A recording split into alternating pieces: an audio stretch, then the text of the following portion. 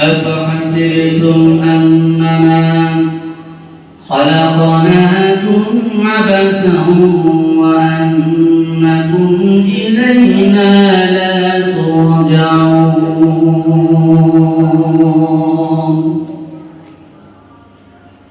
ও মানব জাতি,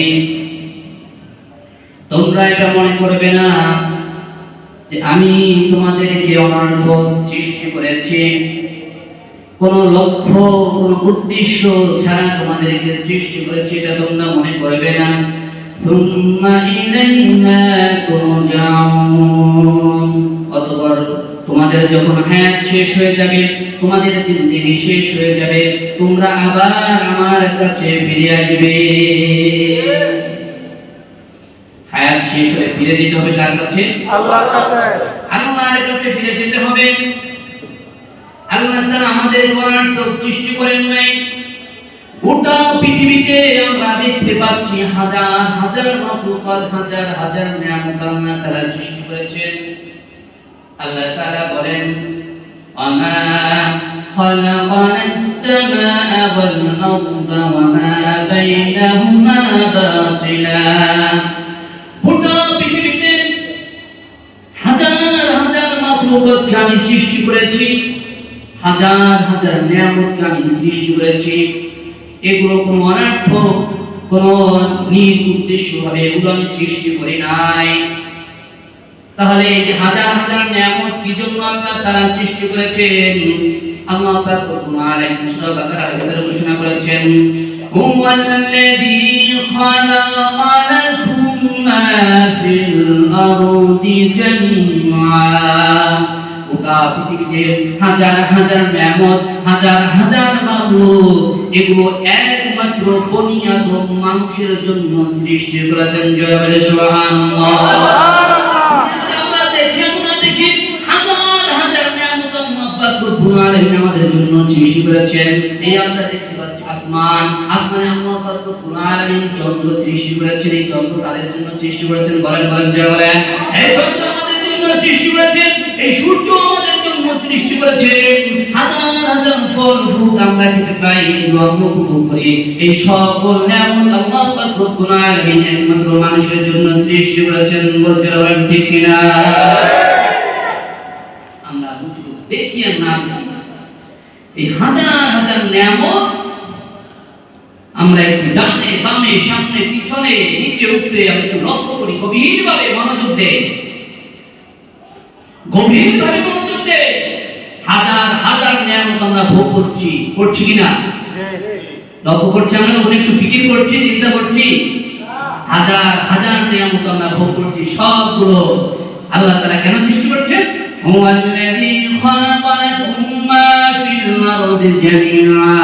গোটা পৃথিবীতে হাজার হাজার নিয়ামত, এগুলো একমাত্র মানুষের উপকারের জন্য, মানুষের উপভোগের জন্য আল্লাহ পাক রব্বুল আলামিন সৃষ্টি করেছেন। সুবহানাল্লাহ। তাহলে এটা আমাদের বুঝে আসলো কোরআনের আয়াতটা, যে আল্লাহ তাআলা যে হাজার হাজার নিয়ামত সৃষ্টি করেছেন, এই হাজার হাজার নিয়ামত সবগুলো সৃষ্টি করেছেন কার জন্য? কাদের জন্য? কথা বলেন কাদের জন্য সৃষ্টি করেছে? আমাদের জন্য সৃষ্টি করেছে। তাহলে এখন প্রশ্ন হয় না আমাদেরকে আল্লাহ পাক রব্বুল আলামিন কেন সৃষ্টি করেছেন? বলেন, আমাদেরকে আল্লাহ পাক রব্বুল আলামিন কেন সৃষ্টি করলেন? সূরা জারিয়ার ভিতরে আল্লাহ পাক রব্বুল আলামিন ঘোষণা করেছেন, ওয়া মা খালাকাতুল জিন্না ওয়াল ইনসা ইল্লা লিয়াবুদুন। ও মানব জাতি, ও মানুষ জাতি, ও আমার বান্দারা, তোমাদেরকে আমি একটি উদ্দেশ্য লক্ষ্য সামনে রেখে তোমাদেরকে আমি সৃষ্টি করেছি। অন্য কোনো উদ্দেশ্যকে সামনে রেখে সৃষ্টি করি নাই। উদ্দেশ্যটা কি? লক্ষ্যটা কি? একটাই উদ্দেশ্য, একটাই লক্ষ্য, তোমরা আমার ইবাদত করবে, তোমরা আমার দাসত্ব করবে, তোমরা আমার বন্দেগী করবে। অন্য কোনো উদ্দেশ্যে তোমাদেরকে আমি সৃষ্টি করি নাই। সুবহানাল্লাহ। আল্লাহ পাক রব্বুল আলামিন যেহেতু আমাদেরকে সৃষ্টি করেছেন হাজার হাজার, আল্লাহ পাক রব্বুল আলামিন আমাদেরকে সৃষ্টি করেছেন তার ইবাদত করার জন্য। আর আমাদেরকে সৃষ্টি করেছেন তার ইবাদত করার জন্য। হাজার হাজার মাখলুকাতকে সৃষ্টি করেছেন আমাদের খিদমতের জন্য। আমরা একটু গভীরভাবে আমাদেরকে আল্লাহ তাআলা সৃষ্টি করেছেন তার ইবাদতের জন্য। আর দুনিয়াতে আমরা হাজার হাজার নিয়ামত ভোগ করছি, এগুলো আল্লাহ তাআলা কেন সৃষ্টি করছেন? মনে রাখতে হবে। বলেন কি জন্য সৃষ্টি করেছেন? আমাদের জন্য সৃষ্টি করেছেন। আমরা যদি দুনিয়ার দিকে তাকাই, মিল ফ্যাক্টরি অফিসের দিকে তাকাই, মালিক লোক রাখে কি জন্য? কথা বলেন। তার মিল ফ্যাক্টরিতে কাজের জন্য। তো সেখান থেকে সেই ফ্যাক্টরি থেকে তাকে বিভিন্ন ধরনের সুযোগ সুবিধা দেওয়া হয়, বেতন দেওয়া হয়, অনেক জায়গায় বাসা দেওয়া হয়, তার বিভিন্ন জিনিসপত্র দেওয়া হয় কিনা? তুই সব কিছু সে উপভোগ করবে। উপভোগ করার পরে সে মালিকের যে দায়িত্ব ছিল সেই দায়িত্ব পালন করবে। সে যদি দায়িত্ব পালন না করে তাহলে তার অবস্থা কি হবে? মালিক তাকে এখান থেকে বের করে দেবে কিনা? ওই মালিক যদি দুনিয়ার যদি নিয়ম হয়, মিল ফ্যাক্টরি কারখানার মালিক যদি তার ফ্যাক্টরি থেকে, তার কারখানা থেকে, তার অফিস থেকে বের করে দিতে পারে, তাহলে আমরা আল্লাহর জমিনে আল্লাহ রব্বুল আলামিনের সৃষ্টি হাজার হাজার নিয়ামত আমরা উপভোগ করেছি আর আরাম আয়েশ করেছি, কিন্তু আমরা মালিকের হুকুম পালন করছি না। মালিকের হুকুম আমরা পালন করছি না। আমরা যদি লক্ষ্য করি আমাদের মাথা থেকে নিয়ে পা পর্যন্ত এই হাত কার? আল্লাহ। হাত কার? আল্লাহ। আজকে না বললেন আল্লাহ, সব শুনতে তো না আমার।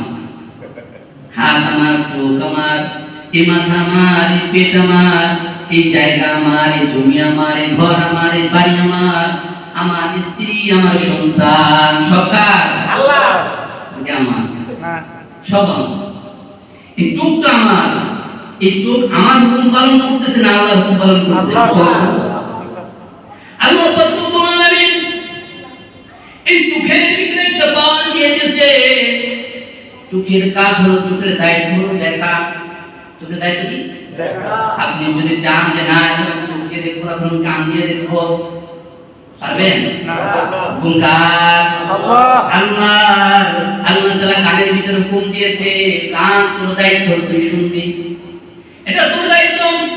আমি যদি এখন বলি না এখন কান দিয়ে আমি শুনবো না, এখন নাক দিয়ে শুনবো, হবে না?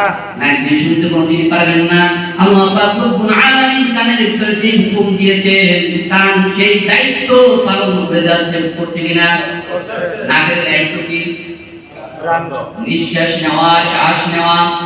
আপনি যখন খানাটা খাচ্ছেন, নাকের সাথে আনার সঙ্গে সঙ্গে খানাটা কি দুর্গন্ধ, পচা নাকি ভালো, সঙ্গে সঙ্গে নাক বলে দিচ্ছে যে খানাটা ভালো কিনা, মন্দ নাকি খারাপ বলে দিচ্ছে কিনা? বলে দিচ্ছেন। হাতের দায়িত্ব হলো ধরার কাজ। আমি যদি চিন্তা করি এখন আমি হাত দিয়ে ধরবো না পা দিয়ে ধরবো, পায়ের দায়িত্ব হলো হাঁটা।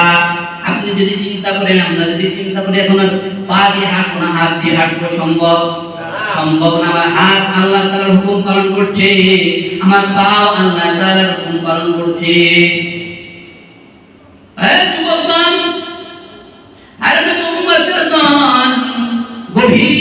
গভীর মনোযোগ দিয়ে একটু আমরা চিন্তা করে ফিকির করি। আমার হাত দায়িত্ব পালন করছে আমার, আল্লাহর হুকুম পালন করছে। আমার চোখ আল্লাহর হুকুম পালন করছে, আমার কান আল্লাহর হুকুম পালন করছে, আমার হাত আল্লাহর হুকুম পালন করছে, আমার পা আল্লাহর হুকুম পালন করছে। আমার শরীরের প্রত্যেকটা রক্ত, প্রত্যেকটা নাড়ি ভুঁড়ি যেগুলো আছে আমাদের ভিতরে, প্রত্যেকটা অঙ্গ প্রত্যঙ্গ হুকুম পালন করছে। কার? জোরে বলেন কার? আল্লাহর হুকুম পালন করছে। এই যে জবান দিয়ে আমি কথা বলছি, জবান দিছেন আল্লাহ তাআলা? জি জি। যেই ব্যক্তির জন্মের সময় জবান নিয়ে আসে নাই, দুনিয়ার সকল ডাক্তার কবিরাজ মিলে যদি চেষ্টা করে, হাজার হাজার ডাক্তার কবিরাজ যদি পেটেও খাওয়ায়, তাহলে জবান দিয়ে কথা বের করতে পারবে? পারবে? আল্লাহ তাআলা এমন সুন্দর জবান দিলেন, যেই জবান দিয়ে আমরা আল্লাহ তাআলার কোরআন পড়তে পারি না, আল্লাহ তাআলাকে ডাকতে পারি না, সুবহানাল্লাহ পড়তে পারি না, আলহামদুলিল্লাহ পড়তে পারি না, আল্লাহু আকবার বলতে পারি না। অথচ এই জবান জবান আল্লাহ তাআলা দিয়েছিলেন আল্লাহ তাআলাকে ডাকার জন্য, আল্লাহর কোরআন তেলাওয়াত করার জন্য, আল্লাহর দিকে মানুষকে আহ্বান করার জন্য। জোরে ঠিক কিনা? অথচ আমরা আল্লাহর নাফরমান, পুরো মাথা থেকে নিয়ে পা পর্যন্ত এই যে চামড়া কথা বলতে পারে, হুকুম পালন করতেছে কার? আল্লাহ। যখন শীতকাল, চামড়ায় বলে দিচ্ছে এখন ঠান্ডা, যদি গরম লাগে চামড়ায় বলে দেয় এখন গরম, বলে দেয় কিনা? প্রত্যেকটা অঙ্গ পর্যন্ত মহান রব্বুল আলামিনের দায়িত্ব পালন করেছে। আর আমরা নাফরমান, আল্লাহ তাআলার হুকুম পালন করছি না। পুরা বডি আল্লাহ তাআলার হুকুম পালন করছে। যদি গাছের দিকে তাকাই, তাল গাছ আল্লাহ তাআলার হুকুম পালন করছে, দাম দিচ্ছে, তাল গাছে আম হবে? আম গাছে তাল হবে? হুকুম কার? মাছ থাকবে কোথায়? পানির ভিতরে, হুকুম কার? আল্লাহ। আল্লাহর পাক আমুক সিংহ এগুলো থাকবে বনে, হুকুম কার? এই হুকুম আল্লাহ তাআলা প্রত্যেকটা পশু পাখি গুলো হুকুম পালন করছে কার? আল্লাহর হুকুম পালন করছে। আর আমরা বনি আদম হয়ে সৃষ্ট মাখলুক হয়ে, আশরাফুল মাখলুকাত হয়ে, আমাদের মেধা আছে, জ্ঞান আছে, বুদ্ধি আছে, আর এই বুদ্ধি দিয়ে আমরা আল্লাহ তাআলার হুকুম পালন করছি না। আল্লাহ তাআলার হুকুম পালন করছি না। আল্লাহ তাআলা বনি আদমকে সর্বশ্রেষ্ঠ করে বানিয়েছেন, আর আল্লাহ তাআলার হুকুম পালন করছি। তো বলতেছিলাম আল্লাহ পাক রব্বুল আলামিন আমাদেরকে সৃষ্টি করেছিলেন, ওয়া মা খালাকাতুল জিন্না ওয়াল ইনসা ইল্লা লিয়াবুদুন। আল্লাহ তাআলা মানব এবং জিন জাতিকে উদ্দেশ্য করে বলছেন, তোমাদেরকে আমি সৃষ্টি করেছি আমার কাজের জন্য। আল্লাহ তাআলা বলেন না এই চোখকে আমি বানাইছি আমার হুকুম পালনের জন্য, বলছে কথা বলেন, বলছে এই কানকে বলেন না ও কান তোকে আমি বানাইছি আমার হুকুম পালনের জন্য, ও হাত তোকে আমি বানাইছি আমার হুকুম পালনের জন্য, ও পা তোকে আমি বানাইছি আমার হুকুম পালনের জন্য, ও জবান তোকে আমি বানাইছি আমার হুকুম পালনের জন্য। আল্লাহ তাআলা কথা বলেন নাই। আল্লাহ তাআলা বলছেন, ও মানব জাতি তোমাদেরকে আমি সৃষ্টি করেছি, বানিয়েছি, সর্বশ্রেষ্ঠ মাখলুক হিসেবে পাঠিয়েছি আমার ইবাদত বন্দেগী করার জন্য। অথচ আমাদের প্রত্যেকটা অঙ্গ প্রত্যঙ্গ আল্লাহ তাআলার হুকুম পালন করেছে। দুনিয়ায় আমরা যা কিছু দেখি বা না দেখি সব কিছু আল্লাহ তাআলার হুকুম পালন করছে, আর আমরা নাফরমান মানব জাতি আল্লাহ তাআলার হুকুম পালন করছি না। ঠিক কিনা? আমরা হলাম নাফরমান, আল্লাহ তাআলার হুকুম আমরা পালন করছি।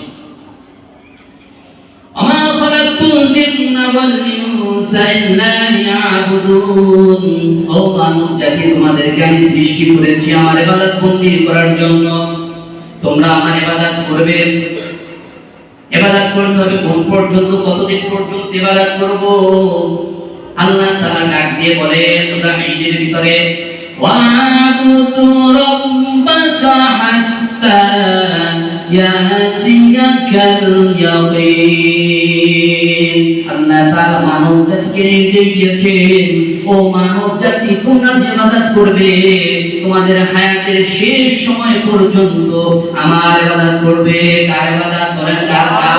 আল্লাহর ইবাদত করবে। তোমরা জমিনে যতদিন হায়াত পাও তোমাদের শেষ সময় পর্যন্ত আমার ইবাদত করবে, আমার আদেশ পালন করবে। হায়াত যতদিন বাকি থাকে ততদিন পর্যন্ত আল্লাহ তাআলার হুকুম, আল্লাহ তাআলার আদেশ পালন করতে হবে। এখন আল্লাহ তাআলা যেহেতু ঘোষণা করেছেন আমাদের হায়াতের শেষ পর্যন্ত আল্লাহ তাআলার হুকুম পালন করতে হবে, এখান থেকে চলে আসছে, তাহলে আমাদের হায়াত কি শেষ হয়ে যাবে? আমাদের হায়াত শেষ হয়ে যাবে না। কি বলেন? আমরা দুনিয়াতে সবাই বেঁচে থাকবো না? আমাদের পূর্বপুরুষ কেউ বেঁচে আছে? তারা চলে গেছে, এখন আমরাও চলে যাব, আমাদের হায়াত শেষ হয়ে যাবে। মরতে চান কে কে? হাতে তো সবাই মরতে চান? মরতে আমরা কেউ চাই না। তাহলে যার বয়সে 70-80 হয়ে গেছে, সেও বিল্ডিং একটা পোষা আরেকটা কিভাবে করা যায়, জমি আরেকটা পোষা আরেকটা কিভাবে করা যায়? আমরা তো মরতে চাই না, কেউ মরতে চান না। আমি চাই, আপনারাও কেউ চান না, কিন্তু মরার হাত থেকে কেউ বাঁচতে পারবে? কেউ বাঁচতে পারবে? আমরা মরতে চাই না, কেউ জান্নাত থেকে কে যেতে চায়? হাত দেখান তো, হাত দেখান, হাত দেখান। আল্লাহ তাআলা আমাদের সকলের হাত থেকে কবুল করুন, সকলে বলে আমিন। জান্নাতে যেতে চাই কিন্তু মরতে চাই না, আমরা জান্নাতে যেতে চাই কিন্তু মরতে চাই না। আমরা ব্যর্থ চেষ্টা করেছি। আমরা যদি চেষ্টা করি জান্নাত আমরা অর্জন করতে পারি, আল্লাহ তাআলার হুকুম পালন করে আমরা জান্নাত অর্জন করতে পারি, জাহান্নাম থেকে আমরা বেঁচে থাকতে পারি, জাহান্নাম থেকে মুক্তি লাভ অর্জন করতে পারি। এটা চেষ্টা করে সম্ভব না? সম্ভব। বান্দা যদি চেষ্টা করে আল্লাহ তাআলার হুকুম পালন করে জান্নাত অর্জন করতে পারে আর জাহান্নাম থেকে মুক্তি লাভ করতে পারে, এটা বান্দার জন্য সম্ভব। এটা হলো সহজ চেষ্টা। কিন্তু আমরা এই সহজ চেষ্টা করি না, আমরা করি ব্যর্থ চেষ্টা। ব্যর্থ চেষ্টা কি? আমরা কেউ মরতে চাই না, কিন্তু মরার হাত থেকে কেউ বাঁচতে পারবে? কেউ বাঁচতে পারবে? গোটা পৃথিবীতে সমগ্র বিশ্বের 4 জন ব্যক্তি বাদশাহী করছে। কয়জন ব্যক্তি? 4 জন ব্যক্তি বাদশাহী করছে। 2 জন হলেন নবী, একজন হলেন যুলকারনাইন, আরেকজন হলেন হযরত সুলাইমান আলাইহিস সালাম, আর 2 জন হলো কাফের, একজন হলো মুক্তানাসর, আরেকজন হলো নমরুদ। এই 4 জন ব্যক্তি বাদশাহী করছে। তারা কি এখনো জীবিত আছে? বলেন আছে। গোটা পৃথিবী, বাংলাদেশের বাদশা ছিল নাকি আমেরিকার বাদশা ছিল, সৌদি আরবের বাদশা ছিল, ভারত উপমহাদেশের বাদশা ছিল? না না, গোটা পৃথিবীর বাদশাহী করেছিলেন তারা। তারা কি দুনিয়ায় জীবিত আছে? বলেন নাই নাই, তারা এই দুনিয়া থেকে চলে গেছে। বরং নমরুদের ইতিহাস আপনাদের জানা আছে। আল্লাহ পাক রব্বুল আলামিন এই নমরুদ কত বড় জালেম, এমন খারাপ মাথার মান, আল্লাহ তাআলার সামনে ঘোষণা করেছেন আমি হলাম রব। আল্লাহ তাআলা একটা ল্যাংড়া মশা পাঠিয়ে দিয়েছেন, দিছে কিনা? একটা ল্যাংড়া মশা তার জন্য যথেষ্ট হয়ে গেছে গোটা বিশ্বের বাদশাকে মারার জন্য, তাকে হত্যা করার জন্য। একটা কে? বলেন বলেন, একটা ল্যাংড়া মশা যথেষ্ট। আর আমি আপনি কি হয়ে গেলাম? এত বাহাদুরি, এত ক্ষমতার লড়াই, লাঠির বাহিনীর ক্ষমতার লড়াই, প্রশাসনের ক্ষমতার লড়াই, বংশী মর্যাদা নিয়ে কত গর্ব অহংকার, অথচ এত বড় বাদশার জন্য একটা মশাই যথেষ্ট। বলেন ঠিক কিনা? আমি আপনি কি হয়ে গেলাম? এত বড় বাদশা, গোটা পৃথিবীর বাদশাকে মারার জন্য একটা মশাই। তাহলে তারা কি বেঁচে আছে? আজ মনে রাখতে হবে তারা বেঁচে নাই, আমরাও বেঁচে থাকবো না, আমরা ওই দুনিয়া থেকে চলে যাব। কুল্লু নাফসিন যায়িকাতুল মাউত। মৃত্যুর হাত থেকে কেউ বাঁচবে? বলেন বলেন, কেউ বাঁচবে না, মৃত্যু চলেই আসবে। মৃত্যুর হাত থেকে কেউ বাঁচবে না, যার জীবন আছে তার মৃত্যু বরণ করতে হবে। বলেন ঠিক কিনা? মৃত্যু করতে গেলে জানবে আল্লাহ পাক রব্বুল আলামিন সূরা জুমার ভিতরে ঘোষণা করেন, মুমিন কুল ইন্নাল মাউতাল্লাযী তাফিরুনা মিনহু ফাইন্নাহু মুলাকীকুম।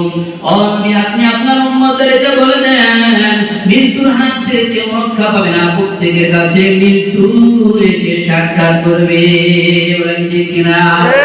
মৃত্যু থেকে পলায়ন করার যেখানে যান, মৃত্যুর হাত থেকে কেউ বাঁচতে পারবেন না, মৃত্যু আপনার কাছে চলে আসবে। আল্লাহ পাক রব্বুল আলামিন সূরা আহজাবের ভিতরে ঘোষণা দিয়েছেন,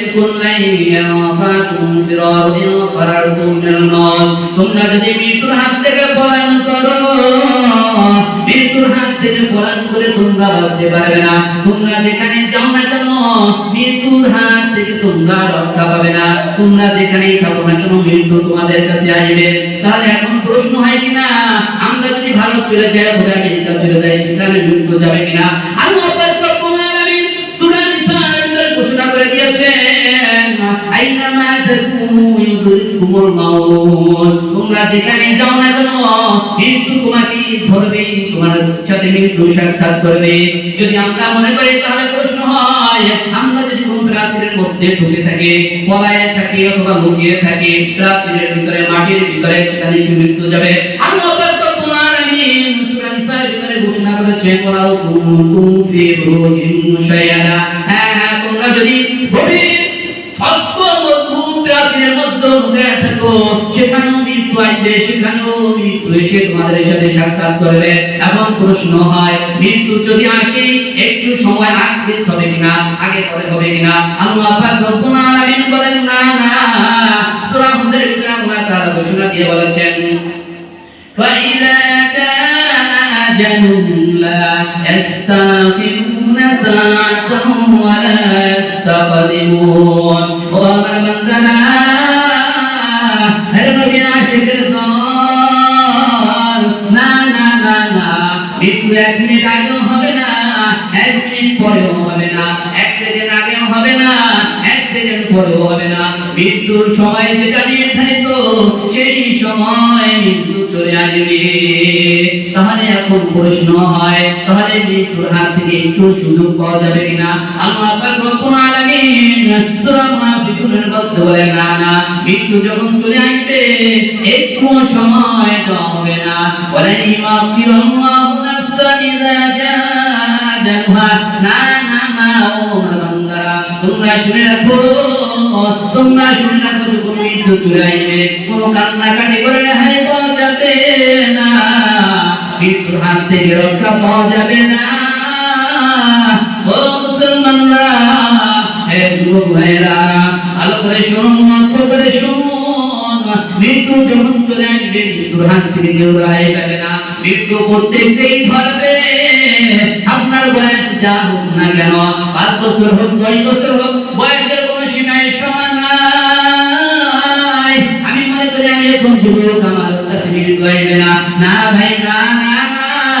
তুমি যুবক, তুমি চতুর্দিকে তাকিয়ে দেখো, তুমি ডানে তাকাও, বামে তাকাও, তোমার মতো কত যুবক, দেখো দেখো গাড়ি অ্যাক্সিডেন্টে কত শত শত মানুষ মারা যায়, কত বিভিন্ন ভাবে মানুষ রাতে ঘুমায়। আমার সাথে আমার সমবয়সী, আমার এক ফুফাতো ভাই, আমার খালাতো ভাই, চাচাতো ভাই, যাদের সাথে একসাথে খেলাধুলা করেছে, রাতে বেলা ঘুমাইছে আমার চাচাতো ভাই, সকালবেলা মরা, সকালবেলা দেখে যে আর নাই নাই নাই নাই।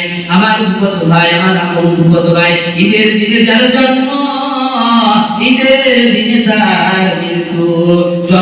জন্ম হয়েছে ঈদের দিন সকালবেলায় ফজরের নামাজের পরে, আর মৃত্যু হয়েছে ঈদের দিন সন্ধ্যাবেলায় শুনতে গিয়েছে। এই হলো মৃত্যু। মৃত্যুর হাত থেকে তো রক্ষা পাবে না, যেখানে থাকি না কেন। সূরা লুকমানের ভিতরে আল্লাহ পাক রব্বুল আলামিন ঘোষণা দিয়েছেন, তোমরা যেখানেই থাকো না কেন, সেখানেই তোমাদের কাছে মৃত্যু এসে ধরা দেবে, তোমরা মৃত্যুর হাত থেকে রক্ষা পাবে না। বলেন ঠিক কিনা? মৃত্যুর হাত থেকে বাঁচতে পারবেন না? আছে তো এরকম প্রতাপশালী, ক্ষমতাশীল, কেউ বাঁচতে পারবে না, মৃত্যু আসবেই। অতএব আমাদের শুরুর যে আলোচনা ছিল, আল্লাহ তাআলা আমাদেরকে কি জন্য সৃষ্টি করেছেন? বলেন বলেন, কি জন্য সৃষ্টি করেছেন? ইবাদত করার জন্য সৃষ্টি করেছেন। অতএব মৃত্যু পর্যন্ত ইবাদত করতে হবে। কি করতে হবে? মৃত্যু পর্যন্ত ইবাদত করতে হবে। মুসলমান, হে নবী আশিকের দল, মৃত্যু পর্যন্ত ইবাদত করতে হবে। ঈমানের পরে মুসলমানদের জন্য দৈনন্দিন জীবনে ঈমানের পরে সর্বপ্রথম যে হুকুমটা আল্লাহ পাক রব্বুল আলামিন দিয়েছেন, সেটা হলো নামাজ। কি বলে? সেটার নাম কি? সর্বপ্রথম ইসলামের ভিতরে ফরজ হয় কোন ইবাদতটি? বলেন বলেন, সেটা হলো নামাজ। সকল ইবাদতের মূল হলো নামাজ। যার নামাজ ঠিক, তার গোটা জিন্দেগি ঠিক। বলেন বলেন, ঠিক ঠিক, গোটা জিন্দেগি ঠিক। যার নামাজ নাই, তার নামগুলো ঠিক নাই। ইসলামের ভিতরে সর্বপ্রথম, ঈমানের ভিতরে সর্বপ্রথম নামাজকে আল্লাহ পাক রব্বুল আলামিন ফরজ করেছেন। আর কাল কিয়ামতের ময়দানে আল্লাহ পাক রব্বুল আলামিন সর্বপ্রথম নামাজের হিসাব নিয়ে দেন। আল্লাহর নবী বিশ্ব নবী রাসূলুল্লাহ সাল্লাল্লাহু আলাইহি ওয়াসাল্লাম ঘোষণা করেছেন, আউয়ালু মা ইউহাসাবু বিহিল আবদু ইয়াওমাল কিয়ামাতিস সালাহ।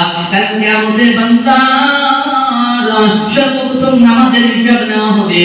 নামাজের হিসাব যদি বান্দা ঠিক মতো দিতে পারে, অন্যান্য নেক আমলের হিসাব বান্দা দিতে পারবে।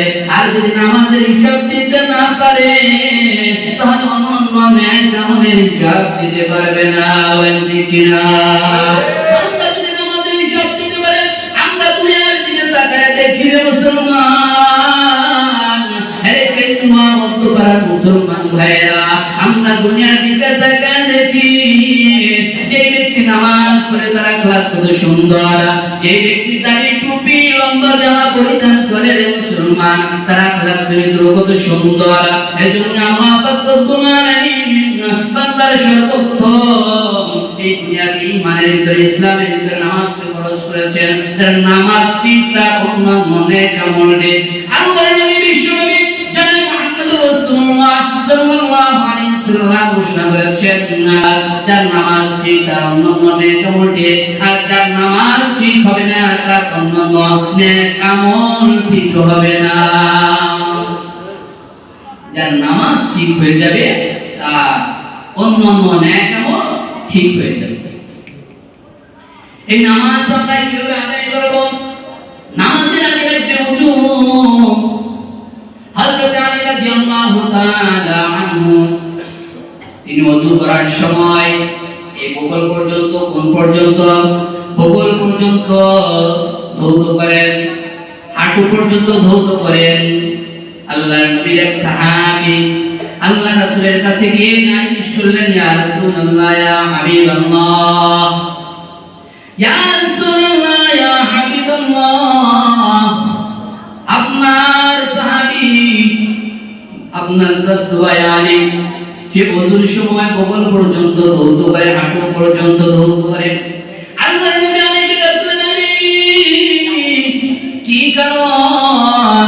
ওযুর ভিতরে ধৌত হয় কোন শহরটা পর্যন্ত ধৌত হয়, তুমি কেন বগল পর্যন্ত ধৌত করো, হাঁটু পর্যন্ত ধৌত করো? আলী বলেন, ইয়া রাসূলুল্লাহ, ইয়া হাবিবাল্লাহ, আপনি বলেছেন কিয়ামতের ময়দানে বান্দা যে অঙ্গগুলো ওযুর ভিতরে ধৌত করে, এই অঙ্গগুলো কাল কিয়ামতের ময়দানে সূর্যের ন্যায় চমকাইতে থাকবে, উজ্জ্বল আলোর ন্যায় জ্বলতে থাকবে।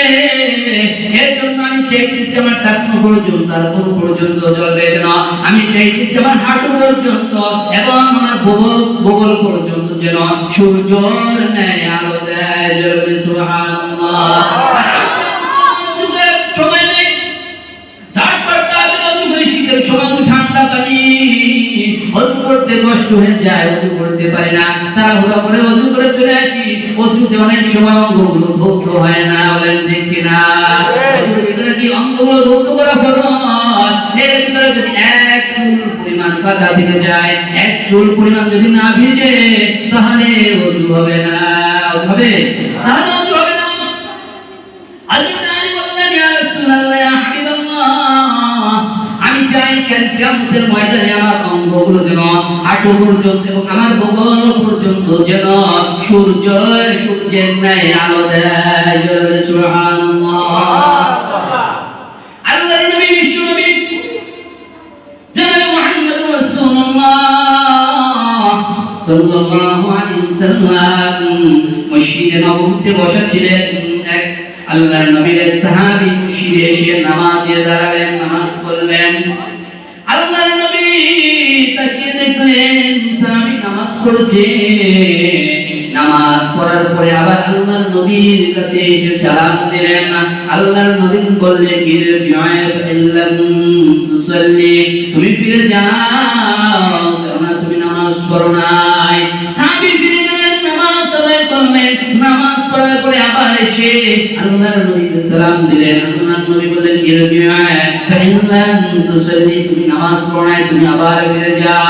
ওই ব্যক্তি পুনরায় আবার নামাজ পড়লেন। নামাজ পড়ার পর আবার ফিরে আসলেন, সালাম দিলেন। আল্লাহর নবী সালাম উত্তর দিয়ে বললেন, সাহাবী, তুমি নামাজ আদায় করো নাই, তুমি আবার ফিরে যাও, তুমি আবার নামাজ আদায় করো। সাহাবী উত্তর দিলেন, ইয়া রাসূলুল্লাহ, ইয়া হাবিবাল্লাহ, মা উহসিনু গায়রাহু, ইয়া রাসূলুল্লাহ, ইয়া হাবিবাল্লাহ, এর থেকে উত্তম ভাবে ভালোভাবে আমি নামাজ আদায় করতে পারি না। আল্লাহতানি, আপনি আমাকে নামাজ শিক্ষা দিয়েন।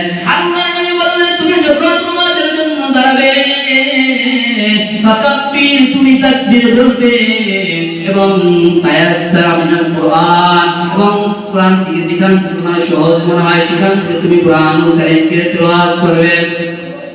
সুম্মা রাকা, অথবা রুকু করবে, হাত্তা তাতমাইন্না রাকিআন, আর তোমার তৃপ্তি আসা পর্যন্ত রুকু করবে। কোন পর্যন্ত বলেন? তৃপ্তি হওয়া পর্যন্ত। না না, আমি যে রুকুটা করলাম, এই রুকুটা আল্লাহ তাআলার কাছে কবুল হয়েছে, আমি যেভাবে রুকু দিয়েছি এটা ইতমিনান হতে হবে, আমার মনে একটা আশ্বাস। আমরা যে পরীক্ষা দিচ্ছি কিনা, অনেকে যারা লেখাপড়া করেছেন, পরীক্ষা যখন আমরা লিখে থাকি তখন আমাদের মনে একটা আশ্বাস থাকে যে আমি 80 মার্কের অ্যানসার দিয়েছি, অবশ্যই সেখানে 70 তো পাবো, এই বলে এরকম অ্যানসার দেয় কিনা। ঠিক তেমনি ভাবে আমি যখন মুখে যাব, হাত্তা তাতমাইন্না রাকিআন, রুকু এমন ভাবে দিতে হবে আমার মনে যেন ইতমিনান হয়ে যায়।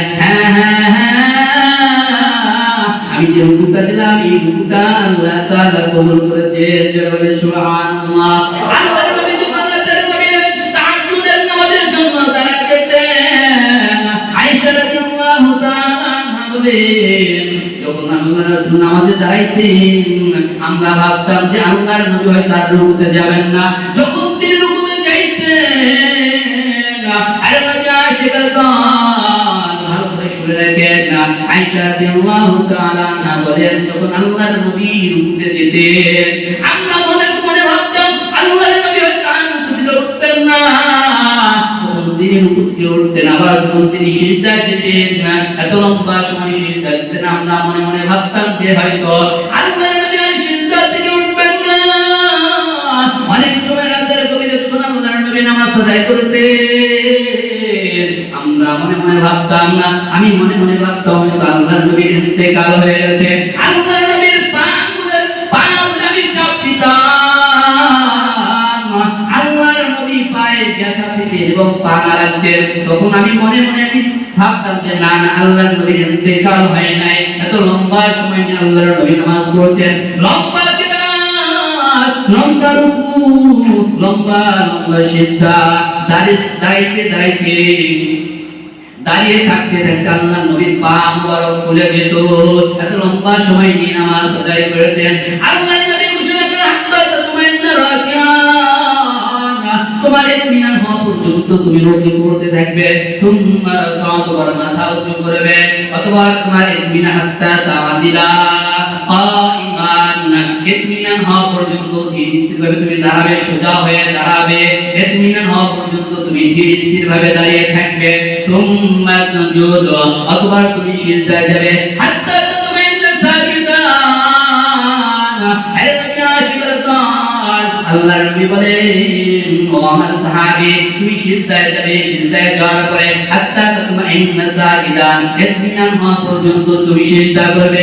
যতক্ষণ পর্যন্ত তোমার মনে ইতমিনান না হবে, আমার সিজদা আল্লাহ তাআলার দরবারে কবুল হয়েছে, ততক্ষণ পর্যন্ত তুমি সিজদা থেকে মাথা উঠাবে না। আল্লাহ তাআলার কাছে দোয়া করতে থাকবে, আল্লাহ তাআলার কাছে প্রার্থনা করতে থাকবে। আল্লাহর নবী, বিশ্ব নবী জনাব মুহাম্মদুর রাসূলুল্লাহ সাল্লাল্লাহু আলাইহি ওয়াসাল্লাম হাদিসের ভিতরে ঘোষণা করেছেন, তোমরা যখন সিজদা যাবে, সিজদায় গিয়ে তোমরা বেশি বেশি দোয়া করবে। সাহাবাইরা প্রশ্ন করলেন, ইয়া রাসূলুল্লাহ, ইয়া হাবিবাল্লাহ, এর নবী আশিকের দল সাহাবাইরা আল্লাহর নবীর কাছে প্রশ্ন করলেন, ইয়া রাসূলুল্লাহ, ইয়া হাবিবাল্লাহ, আকরাব মা ইয়াকুনুল আবদু মির রাব্বিহি, ইয়া রাসূলুল্লাহ, ইয়া হাবিবাল্লাহ, বান্দা কখন কোন সময় আল্লাহ তাআলার নিকটবর্তী হয়ে যায়, আল্লাহ তাআলার কাছাকাছি চলে যায়। আল্লাহর নবী বিশ্ব নবী জনাব মুহাম্মদুর রাসূলুল্লাহ সাল্লাল্লাহু আলাইহি ওয়াসাল্লাম ঘোষণা করেন, যখন বান্দা সিজদায় যায় তখন আল্লাহ তাআলা নিকটবর্তী হয়ে যায়, আল্লাহ তাআলার কাছাকাছি চলে যায়। তখন আল্লাহর মাঝে আর বান্দার মাঝে, আল্লাহর বান্দার মাঝে কোনো পর্দা থাকে না। কোন হিজাব থাকে না। জোরে বলেন সুবহানাল্লাহ। যখন বান্দা সিজদায় যায় আল্লাহর নবী বলেন আকদিরু দুআ, যখন তুমি সিজদায় যাবে আল্লাহ তাআলার কাছে বেশি বেশি দোয়া করবে, কারণ বান্দা যখন সিজদায় যায় আরে নবী সিজদায় দোয়া আল্লাহর নবী আর বান্দার মাঝে কোনো ব্যবধান থাকে না, কোনো পর্দা থাকে না, কোনো হিজাব থাকে না, সরাসরি আল্লাহ তাআলার সাথে সাক্ষাৎ হয়ে যায়। ওই সময় বান্দা আল্লাহ তাআলার কাছে যা দোয়া করে আল্লাহ তাআলা ওই দোয়াগুলো কবুল করে নেন। জোরে বলে সুবহানাল্লাহ। জিন্দেগি চোখের পানি ছেড়ে দিয়ে আল্লাহ তাআলার কাছে প্রার্থনা করে, আল্লাহ আপনি আমার মালিক, আপনি আমাদের মালিক, আপনি আমার মালিক, আমি আপনার গোলাম, আমি চাই তুমি আপনার অনেক বান্দা আছে, আপনি ছাড়া আমার কোনো মালিক নাই, গুনাহ করেছি আবার আপনার দরবারে ফিরে এসেছি। দুনিয়ার দিকে আমরা তাকায় দেখি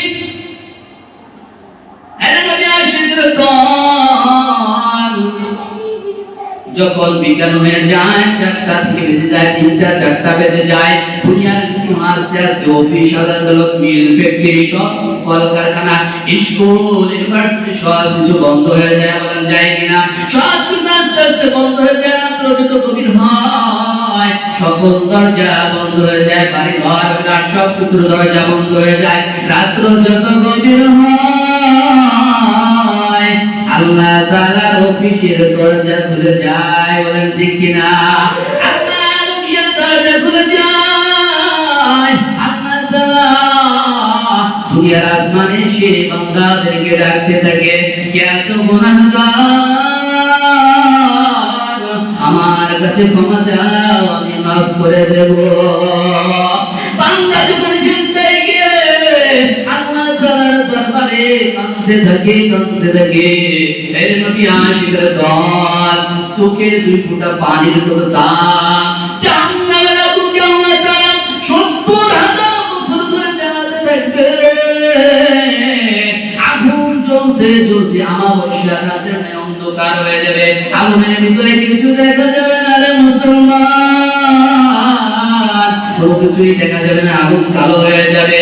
এই আগুন যদি সমুদ্র মহাসমুদ্র নদ নদী দুনিয়ার সকল পানি যদি ওই আগুনের ভিতরে দেওয়া হয় আগুন নিভবে না। কিন্তু আগুন নিভানোর জন্য বান্দা দুনিয়া জাহান্নামের ভয়ে আল্লাহর ভয়ে চোখে 2 ফোঁটা পানি বেরাইতে পারে মুসলমান। এই 2 ফোঁটা চোখের পানি জাহান্নামের আগুন নিভানোর জন্য যথেষ্ট। জোরে সুবহানাল্লাহ। চোখের 2 ফোঁটা পানি তো দামে মুসলমান, যেই জাহান্নামের আগুন নিভানোর কোনো শক্তি নাই, কিন্তু চোখের 2 ফোঁটা পানির তো দাম।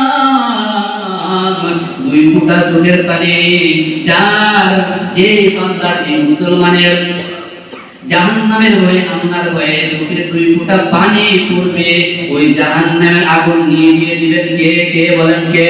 আল্লাহ দিবেন। বান্দা আল্লাহর নবী বলেন, ও আমার সাহাবী, যখন তুমি সিজদায় যাবে হাত্তা তা'দিলা সাজিদান, তুমি লম্বা সিজদা করবে, ইতমিনান হওয়া পর্যন্ত তুমি সিজদা করবে। যতক্ষণ পর্যন্ত তোমার ইতমিনান না হয় যে আল্লাহ তাআলা এই সিজদা কবুল করেছে কিনা, যখন মনে হবে হ্যাঁ আল্লাহ তাআলা আমার সিজদা কবুল করেছে, তখন তুমি এই সিজদা থেকে মাথা উঠাবে। জোরে বলে সুবহানাল্লাহ। এভাবেই নামাজ পড়লে আল্লাহ তাআলা কবুল করবেন। এভাবে আমরা নামাজ পড়তে পারবো তো ইনশাআল্লাহ। এই নামাজ পড়লে কি লাভ হবে? এই নামাজ পড়লে কি লাভ হবে রে মুসলমান? আল্লাহর নবী বিশ্বনবী জনাবে মুহাম্মদ রাসূলুল্লাহ সাল্লাল্লাহু আলাইহি ওয়াসাল্লাম হাদিসের বিষয়ে ঘোষণা করেছেন, এর নবী আশিকরা দন আল্লাহ তাআলা তার হাবিবকে আদেশ করেছেন, ওগো তুমি আপনার কোনো টেনশন নাই, চিন্তায় ওয়াসতাবিরু আলাইহা লা নাসআলুকা রিজকা নাহনু নারযুকুকা ওয়াল আকিবাতু লিত-তাকওয়া। আপনি নামাজ আদায় করুন, নামাজের উপর অটল অবিচল থাকুন, তাহলে আমি আপনার জন্য রিজিকের ব্যবস্থা করব। আপনি আপনার পরিবারকে নামাজের আদেশ করুন, তাহলে আমি আপনাকে রিজিকের ব্যবস্থা করে দেব। আমি আপনার কাছে রিজিক চাই না, রিজিকের ব্যবস্থা করবে কে? কে বলেন? রিজিকের মালিক কে? চাকরি, মিল, ফ্যাক্টরি, দোকান, অফিস না মুসলমান। দুনিয়ার দিকে তাকায় দেখো মুসলমান, আল্লাহ তাআলা কত সুন্দর করে নিজাম বানাইলেন। লক্ষ লক্ষ কোটি কোটি টাকার মালিক, 5 তলা 10 তলার মালিক, সকালে একটা রুটি, দুপুরে 2 কাপ ভাত, রাতে নিরামিষ আছে কিনা? আছে আছে, আপনাদের এলাকায় হয়তো নাই, আমাদের এলাকায় আছে। ডাক্তার বলেছে সকালে একটা রুটি, দুপুরে 2 কাপ ভাত, রাতে নিরামিষ, বেশি খাওয়া যাবে না।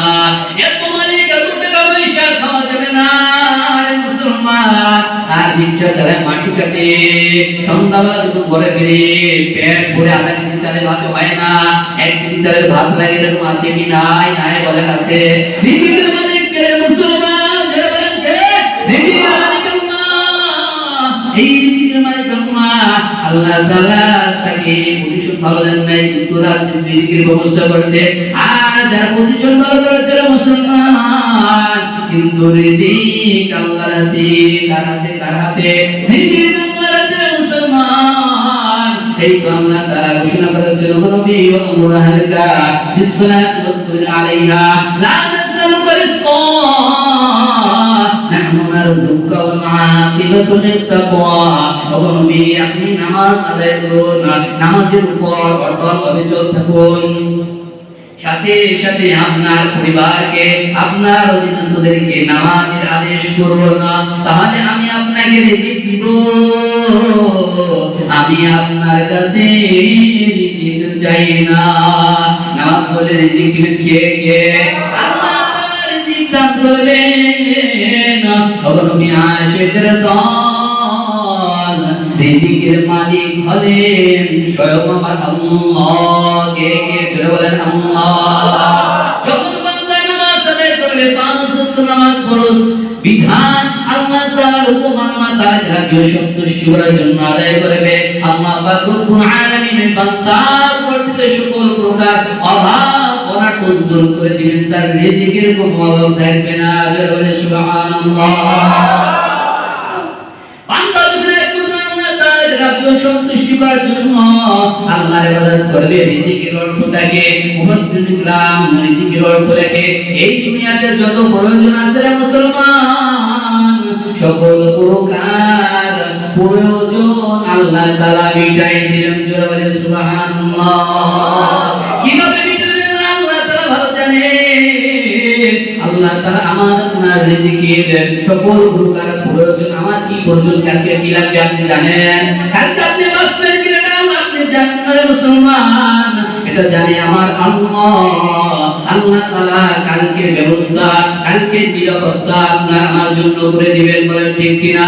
এর জন্য নামাজ আদায় করতে হবে রে মুসলমান। নামাজ আদায় করলে আল্লাহ খুশি হবে। আমি যদি আল্লাহর হুকুম পালন করি, আল্লাহ তাআলাকে যদি ভয় করি, তাহলে আমার অধীনস্থ যারা আছে এরাও আমার হুকুম মেনে চলবে, আমার কথা মেনে চলবে।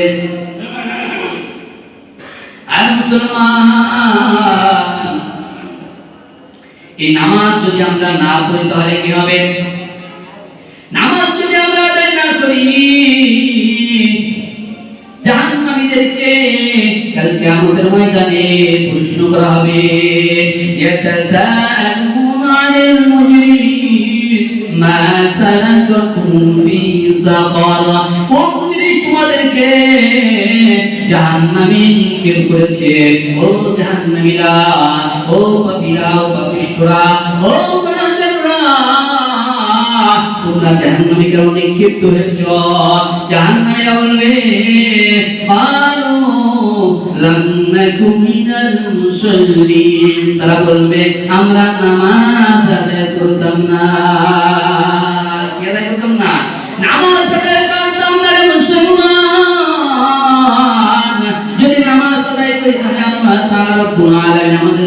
সংখ্যাগরিত রিজিকের ব্যবস্থা করে রাখছেন, নিয়ামতের ব্যবস্থা করে রাখছেন।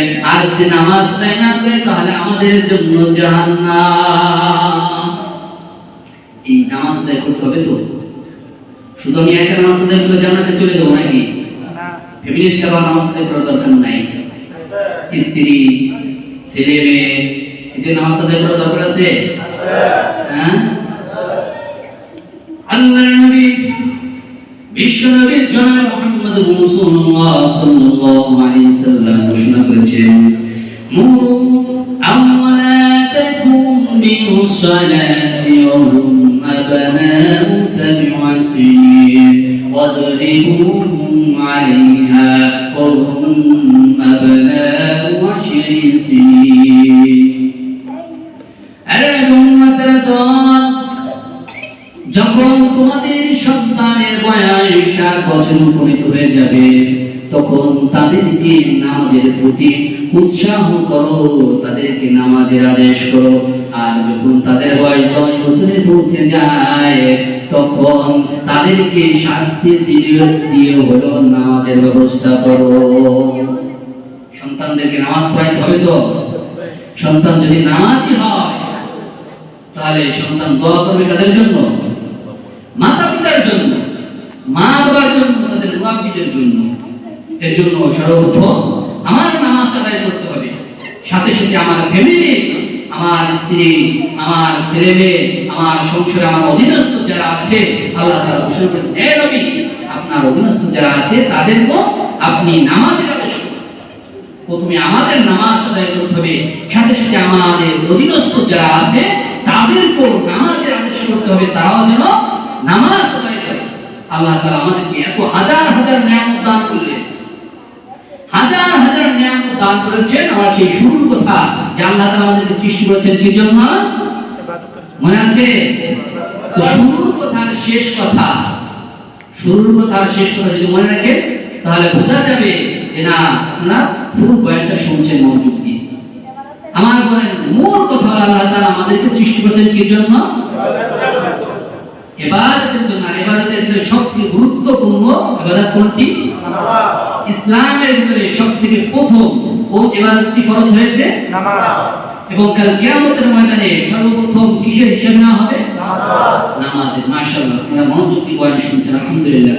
আপনাদের শুকরিয়া আদায় করছি, আপনাদের প্রশংসা করছি যে আপনারা আলহামদুলিল্লাহ মনোযোগ দিয়ে বয়ানটা শুনছেন। আজকে বয়ানের মধ্যে তোমার সময় শেষ, হুজুর আসলে তারও একটা কথা বলি। আল্লাহ তাআলার কাছে পছন্দনীয় বাক্য 4টি। কয়টি? 4টি। সুবহানাল্লাহ, বলেন আমরা শুনতে বলেন সুবহানাল্লাহ, আলহামদুলিল্লাহ, আল্লাহু আকবার, লা ইলাহা ইল্লাল্লাহ। সুবহানাল্লাহ কদ্দাম। আরে মুসলমান একবার বান্দা সুবহানাল্লাহ বলে, সুবহানাল্লাহ বলার সাথে সাথে বান্দার জন্য জান্নাতে একটা গাছ লাগানো হয়। বলে সুবহানাল্লাহ। বান্দার জন্য আলহামদুলিল্লাহ বলে তখন এই দুনিয়ার ভিতরে যে ফাঁকা জায়গা আছে এই ফাঁকা জায়গা পরিপূর্ণ হয়ে যায়, সবে পরিপূর্ণ হয়ে যায়। বলে সুবহানাল্লাহ। এই দুনিয়া ফাঁকা জায়গা পরিমাণ সব দান করেন কে? কে বলে? আমার আল্লাহ। বান্দা যখন সুবহানাল্লাহ বলে বান্দার জন্য জান্নাতে একটা গাছ লাগানো হয়, তখন একবার আলহামদুলিল্লাহ বলে এই দুনিয়ার ফাঁকা জায়গায় সব দিয়ে পরিপূর্ণ করে দেন কে? কে বলে? আল্লাহ। যখন বান্দা লা ইলাহা ইল্লাল্লাহ পাঠ করে মুসলমান, আল্লাহর নবী হযরত মুসা আলাইহিস সালাতু ওয়াস সালাম আল্লাহ তাআলার কাছে প্রার্থনা করে, ও আল্লাহ আমাকে এমন একটা কালিমা শিখা দেন, এমন একটা বাক্য শিখা দেন যেই বাক্যটা পড়ে আমি আপনার নিকটবর্তী হতে পারি, আপনার ভালোবাসা পেতে পারি, আপনার কাছাকাছি পৌঁছে যায়। আল্লাহ তাআলা বলেন, মুসা ও আমার পয়গম্বর তুমি পাঠ করো লা ইলাহা ইল্লাল্লাহ, লা ইলাহা ইল্লাল্লাহ, লা ইলাহা ইল্লাল্লাহ, লা ইলাহা ইল্লাল্লাহ লা ইলাহা ইল্লাল্লাহ লা ইলাহা ইল্লাল্লাহ মুহাম্মাদুর রাসূলুল্লাহ সাল্লাল্লাহু আলাইহি ওয়াসাল্লাম জোরে বলেন সাল্লাল্লাহু আলাইহি ওয়াসাল্লাম সাল্লাল্লাহু আলাইহি ওয়াসাল্লাম সাল্লাল্লাহু আলাইহি ওয়াসাল্লাম কয়বার বলেছি পাঁচবার প্রত্যেকবারে একবার পড়ার ধারা আমাদের উপর 10টি করে পাঁচবার বলছি 50টি রহমত আমাদের উপর নাযিল করেছেন কে আল্লাহর নবী ঘোষণা করেন মান সাল্লাল্লাহু আলাইহি ওয়াসাল্লাম আমার যে বান্দা আমার উপরে একবার দুরূদ শরীফ পাঠ করবে কয়বার জোরে কয়বার একবার আমার যে বান্দা আমার যে উম্মত আমার উপরে একবার দুরূদ পাঠ করবে আমার সেই বান্দার উপরে 10টি নেকি আমার আল্লাহ বর্ষণ করবেন জোরে বলে সুবহানাল্লাহ আল্লাহ প্রবাকি আছে সুবহানাল্লাহ পাঠ করলে কি সওয়াব হবে জান্নাতে একটা গাছ লাগানো আলহামদুলিল্লাহ বললে দুনিয়া ভর্তি নেকি দান করবেন কে লা ইলাহা ইল্লাল্লাহ এখন সব প্রশ্ন করলেন আল্লাহ এই যে কালিমা লা ইলাহা সবাই জানে সবাই পাঠ করে লা ইলাহা কি বুঝেন আল্লাহ তাআলা বলেন মুসা ইন্না ইলাহা ইল্লাল্লাহ কত দাম তুমি জানোনি একজন লোক তার 100 বছর হোক 200 বছর হোক 80 বছর হোক যত বছর বয়স হোক না কেন সে যখন এই কালিমা একটি ইখলাসের সাথে পাঠ করবে আমি আল্লাহ তার तमाम জিন্দেগীর গুনাহ ক্ষমা করে দেব জোরে বলে সুবহানাল্লাহ শুধু তাই নয় মুসা তুমি জানোনি এই কালিমার কত ফজিলত গোটা আসমান জমিনের যত সম্পদ আছে গোটা জমিন সহ আসমান জমিনের যত সম্পদ আছে সব দিয়ে এক পাল্লায় রাখা হয় আর এই কালিমাকে লা ইলাহা ইল্লাল্লাহ 12টি অক্ষর কয়টি অক্ষর এই 12টি অক্ষরকে যদি এক পাল্লায় রাখা হয় তাহলে এই কালিমার পাল্লা ভারী করে দিবেন কে আমার আল্লাহ এই কালিমার পাল্লাকে ভারী করে দিবেন বলে সুবহানাল্লাহ আল্লাহু আকবার আল্লাহ সবথেকে বড় আল্লাহু আকবার আল্লাহ তাআলা সবথেকে বড় যেই বান্দা আল্লাহকে ডাকবে আল্লাহু আকবার আল্লাহ পাক রব্বুল আলামিন ওই বান্দার মর্যাদা উঁচু করে দিবেন জোরে বলে সুবহানাল্লাহ আমরা সবাই মুসলমান কি বলেন ঠিক না আমরা সবাই মুসলমান কিনা জোরে বলেন মুসলমানের আযানের প্রথম শব্দ কি যারা জানেন বলেন আযানের প্রথম শব্দ কি আযানের প্রথম আওয়াজ শব্দ নরমাল হলে হবে কিন্তু মুসলমানের আওয়াজের ধ্বনিতে কাফের মুশরিক বেঈমানরা লেজ খুলে পালাতে বাধ্য হবে বলেন ঠিক কিনা আল্লাহু আকবার তাকবীর আল কোরআনের আলো আল কোরআনের আলো আল কোরআনের আলো প্রধান বক্তার আগমন প্রধান বক্তার আগমন মাহফিলের পক্ষ থেকে লাল গোলাপ শুভেচ্ছা আরেকটা কথা বাকি আছে চলে আসছেন আল্লাহু আকবার আযানের প্রথম শব্দ কি আল্লাহু আকবার ইকামতের প্রথম শব্দ কি আল্লাহু আকবার নামাজের প্রথম শব্দ কি আল্লাহু আকবার আমাদের জীবনের সর্বশেষ নামাজ এই নামাজের নাম কি জানাজা এই জানাজা নামাজের প্রথম শব্দটা কি আল্লাহু আকবার আমরা যখন জন্মগ্রহণ করি তখন আমাদের কানে যে শব্দগুলো শোনানো হয়েছিল এই শব্দগুলোর প্রথম শব্দটা কি আল্লাহু আকবার তো জীবনে আমরা যখন দুনিয়াতে আসলাম আমাদের কানে শোনানো হয়েছে আল্লাহু আকবার আর যখন আমাদের জীবনের সর্বশেষ নামাজ সেটার শুরুর শব্দ আল্লাহু আকবার তাহলে কি বুঝে আসে জন্ম থেকে নিয়ে মৃত্যু পর্যন্ত স্লোগানটা কার আল্লাহু আকবার জীবনের শুরু থেকে নিয়ে মৃত্যু পর্যন্ত স্লোগান একটাই আল্লাহু আকবার তাহলে আমি যে আলোচনা করছিলাম যে আল্লাহ তাআলা আমাদেরকে কি জন্য সৃষ্টি করেছিলেন একমাত্র আল্লাহ তাআলা হুকুম পালন করার জন্য আল্লাহ তাআলা আমাদেরকে জন্মের সাথে সাথেই কথা আমাদের কানে ঢুকিয়ে দেওয়া হয় যে জন্ম থেকে মৃত্যু পর্যন্ত আল্লাহ যেহেতু বড়, এর জন্য হুকুম পালন করতে হবে একমাত্র কার কার জন্য আল্লাহ পাক রব্বুল আলামিন আমাদেরকে আল্লাহ তাআলার হুকুম পালন করার তৌফিক দান করেন। সকলে বলি আমিন। আলহামদুলিল্লাহি রাব্বিল আলামিন।